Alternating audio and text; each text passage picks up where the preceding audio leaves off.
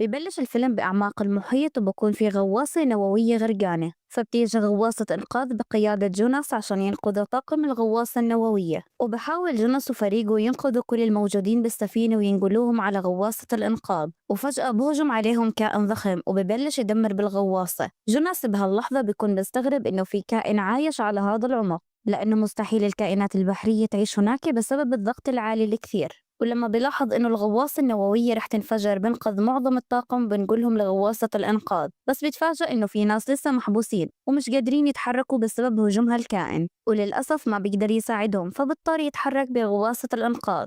وأول ما بنفصل عن الغواصة النووية بتنفجر. جوناس بترك الشغل لأنه ما قدر ينقذ زملائه وبحس بالذنب اتجاههم.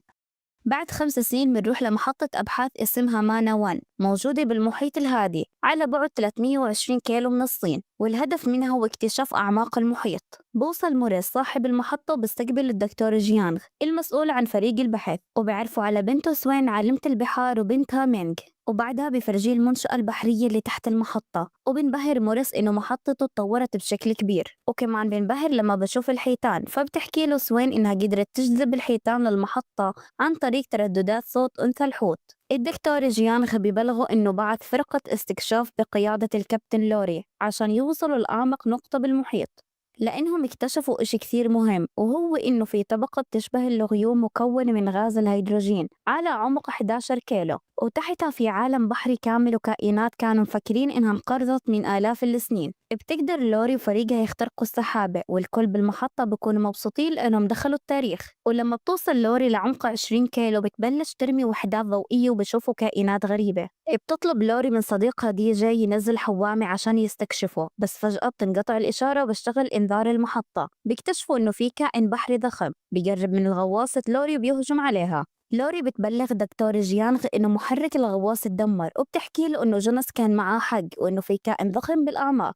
وقبل ما تكمل بنقطع الاتصال، بس بيكتشفوا إنهم لسه عايشين من خلال إشاراتهم الحيوية، والوقت بيبلش يداهمهم لأنه الأكسجين رح يخلص خلال 18 ساعة. هون ماك مهندس البرمجيات بيحكي إنه ما في حد بيقدر ينزل لهالعمق غير شخص واحد، واللي هو جوناس. بس دكتور هيلار بيعترض وبيحكي إنه جوناس مجنون ومستهتر لأنه ترك زملائه يموتوا قبل 5 سنين. هيلار كان من الطاقم اللي أنقذ جوناس بس بكرهه. المهم الدكتور جيانغ بقرر يكلف جوناس بالمهمة وبروح يقبلوه، بس جوناس برفض يرجع للبحر مرة ثانية. لما بيسمعوه تسجيل لوري وهي بتستنجد وبيكتشف إنه لوري هي طليقته، فبيضطر يوافق عشان ينقذها. لوري وفريقها بيكونوا بيحاولوا يصلحوا المحرك وبالغلط بيشغلوا الأضواء، فبيهجم عليهم الكائن مرة ثانية ولوري بتنصاب ببطنها. بنفس الوقت سوين بتعرف إنه رجع الكائن هجم على الغواصة ودمر وحدة الأكسجين، وخلال ساعتين حينفذ الأكسجين وراح يموتوا، فبتقرر تنزل بغواصتها للأعماق عشان تساعدهم قبل ما يوصل جوناس. بوصل جوناس وبقابل جاكس مديرة المحطة، وبتحكي له إنه الأكسجين بلش يتسرب من غواصة لورين وخلال ساعتين راح يموتوا، وإنه سوين نزلت عشان تساعدهم. بركب غواصته بسرعة وبيلاقي مينج بنت سوين بالغواصة وبتطلب منه ينقذ إمها، فبوعدها إنه رح ينقذها. وأول ما بتطلع مينج بيتحرك بسرعة جوناس، وبطريقه للأعماق بيعطل أنظمة الأمان عشان يسرع المحرك. فبتنبهر جاكس من ذكائه وبيحكي للمحطة إنه رح يقطع الاتصال معهم عشان يوفر طاقة. بتوصل سوين للأعماق وبتكون مشغلة كل أضواء الغواصة، وبتلاقي غواصة لورين وبتحاول ترمي خطاف عشان تسحبهم وتطلع فيهم للسطح، بس بيظهر أخطبوط وبيلف حاله على الغواصة، بس لسوء حظها كمان بيظهر القرش وبياكل الأخطبوط. بتحكي سوين للمحطة اللي شافته بكون جوناس سمعها وبكون بطريقه إلها، وبحكي لها إنه هذا القرش هو الميجالدون سيد القروش وأقوى كائن، وبطلب منها تطفي الأضواء لأنه بنجذب القرش إلها ولازم تطلع فورا لأنها راح تعيقه بالإنقاذ. سوين بتقتنع وبتطلع، وجوناس بيروح لغواصة لوري وبتكون مصابة فببلش ينقل فيهم لغواصته. وقبل ما ينقذ باقي الفريق بيلاحظ واحد اسمه توشي إنه القرش بقرب لهم، بقرر يضحي بحاله بسكر باب الغواصة وبشغل الدفع عشان يبعد غواصة جوناس. ولما بيطمن إنهم بعدوا بشغل الأضواء عشان يشتت القرش وينقذ أصحابه، وفعلا القرش بهجم عليه وبتنفجر الغواصة. لما بيرجعوا على المحطة سوين بتلوم جوناس على موت توشي وإنه هو اللي تركه بالغواصة زي ما عمل بأصحابه من 5 سنين، بس هو بيوضح لها إنه طاشي هو اللي اختار يضحي بحاله، وإنه هي اللي مسؤولة عن كل إشي لأنها هي اللي بعثتهم للمحيط.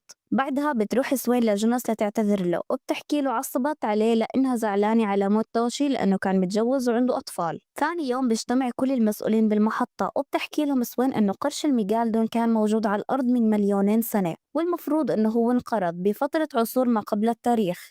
وبتحكي لهم إنه الميجا أقوى كائن بحري على الأرض. فبيحكي لهم الدكتور جيانغ والد سوين إنهم لازم يوقفوا أي عملية غطس لأعماق المحيط عشان يتجنبوا أي مواجهة مع الميجا، لأنه لو استمروا بعمليات الاستكشاف للأعماق ممكن الميجا يقدر يطلع لسطح المحيط ويخلص عليهم كلهم. موريس صاحب المحطة بحكي له إنه هو دفع $1,000,000 على المحطة، عشان هيك مستحيل يوقف عمليات الاستكشاف لأنه هيك رح يخسر مصاري. بنفس الوقت بتكون مينغ بنت سوين بتلعب بالمحطة، وفجأة بتشوف قرش الميجا وراها وبيحاول يكسر قزاز المحطة عشان ياكلها. بتصرخ مينغ وبسمعها جونس وإمها سوين وبركضوا بسرعة. فبتحكي مينغ لإمها إنها شافت قرش ضخم كان بده ياكلها، وأول ما بيشوفوا أثار أسنان القرش على القزاز بيعرفوا إنها أسنان الميجا، وبشوفوا حوت بيقرب منها وبكون زي اللي بيستنجد فيهم، وفجأة بيهجم على الميجا وبيخلص على الحوت. فبيتأكدوا إنه هو طلع من الأعماق وموجود على سطح المحيط. بعدها منشوفهم هم بيحاولوا يعرفوا كيف طلع الميجا من الأعماق وهو موجود سحابة متكونة من غاز الهيدروجين بتمنع خروجه. بيكتشفوا إنه الميجالدون قدر يطلع لسطح المحيط بسبب غواصة جوناس. لما طلعت من الأعماق عملت فتحة مؤقتة بفقاعة الهيدروجين، والقرش استغلها وطلع، وهسا صار محبوس على السطح ومش قادر يرجع لأنه الفقاعة سكرت، وهيك رح يعيش على السطح لفترة طويلة ورح يشكل خطر على الكل ورح يكون مصدر تهديد للسفن. جوناس بقترح يعملوا فخ للقرش يخلصوا عليه لأنه رح يدمر المحطة، وقبل ما يكمل خطته بتجيهم رسالة استغاثة من مجموعة سفن بحرية. فبيروحوا بمركب للمكان وبيلاقوا السفن مدمرة، وبيعرفوا إنه قرش الميجا هو السبب. وبقرر جوناس ينزل المي لحاله عشان يحط جهاز تتبع على زعنفة القرش عشان يعرفوا مكانه، وبعدها يستخدموا قفص مضاد للقروش وحدا يدخل القفص ويحقن الميجا بسم ويخلص عليه. بعدها بنزل جوناس للمي بكل هدوء وبيقرب من القرش وبحط جهاز تتبع وبيبلش يهرب جوناس، بس بحس فيه القرش وبتحرك ناحيته، وبآخر لحظة بيقدروا يسحبوه. بعدها بيجهزوا القفص وبتستعد سوين عشان تنزل فيه، وبطلب منها جوناس إنه هو اللي يعمل هاي المهمة. بترفض سوين وبتحكي له إنه ما رح يقدر حد ينفذ المهمة غيرها، لأنه هي الوحيدة اللي عارفة المكان اللي لازم تحقن فيه السم، بحكم إنها هي عالمة بحار وعارفة كل إشي عن القروش وبتعرف أكثر مكان حساس بجسمه. بعدها سوين بتنزل بالقفص للبحر وبرموا حواليها لحمة عشان يجذبوا انتباه القرش،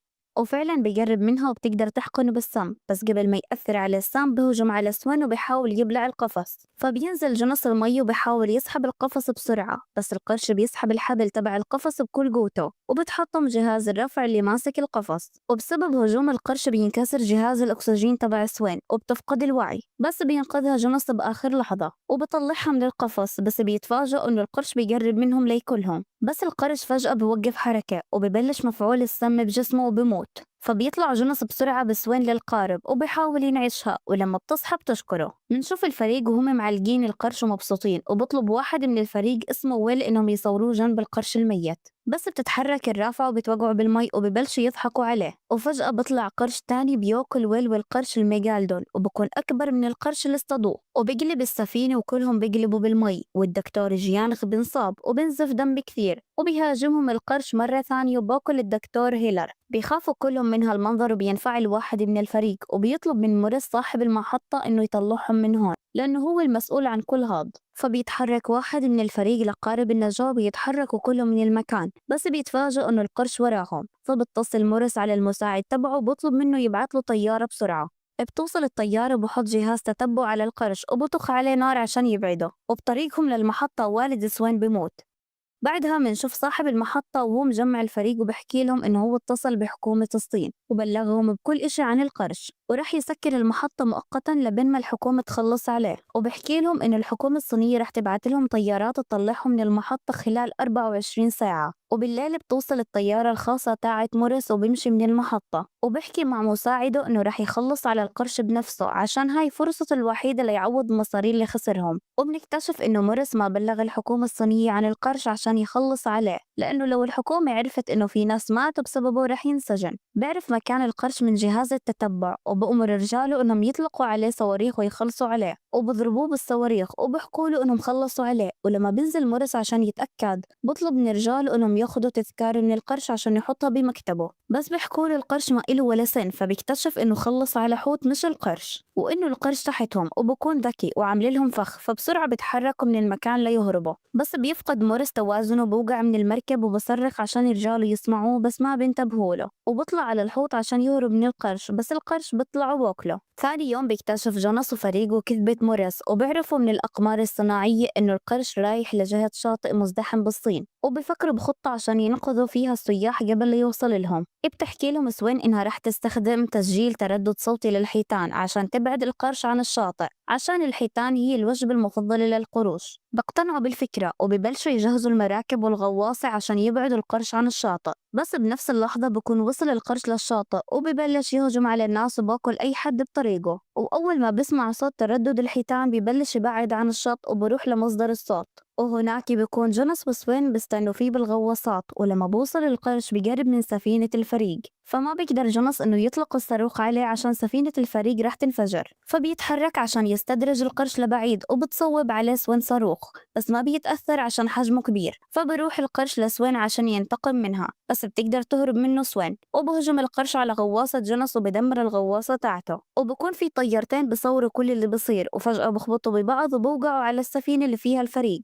فبنطوا كلهم بالمي. وبتكون بنت سوين مينج معهم، وبتطلع سوين عشان تساعدهم، بس القرش بكون بيقرب منهم ومش عارفين يتحركوا، فبيحكي لهم جوناس إنه رح يستدرج القرش ورح يواجهه لحاله. وأول ما بيقرب منه القرش بوجه جناح الغواصة للقرش وبيقدر يجرح بطن القرش وبيبلش ينزف، فبهجم عليه القرش وبيحاول يدمر الغواصة مرة ثانية، وجوناس بيقدر إنه يطلع منها بآخر لحظة، وباخد سهم من الغواصة وبحطه بعين القرش وبخلص عليه. ريحة الدم بتجذب قروش صغيرة كثير، فبتهجم على القرش الكبير وبتاكله. وجوناس بيطلع وبقعد مع سوين وبنتها وبقرروا يطلعوا رحلة مع بعض. وبس والله، ولو عجبك الملخص واستمتعت بالقصة لا تنسى تضغط اللايك وتشترك بالقناة ليوصلكم كل جديد. نشوفكم بالفيديو الجاي. سلام.